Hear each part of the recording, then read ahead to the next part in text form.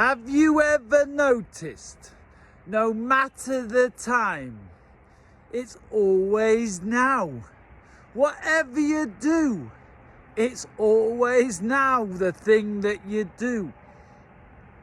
It never changes, it's always now. So now is the best time to be yourself. I mean, when else? The good thing about the now is, if you missed it just before, now is the time to start. Because what's coming isn't right now. So let me show you how. Right now is the only time to be happy.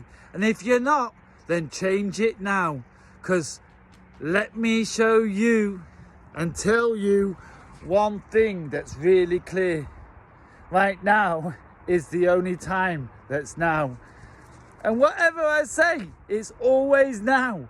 So how shall I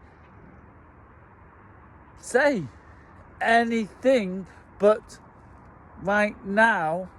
I don't know how to explain.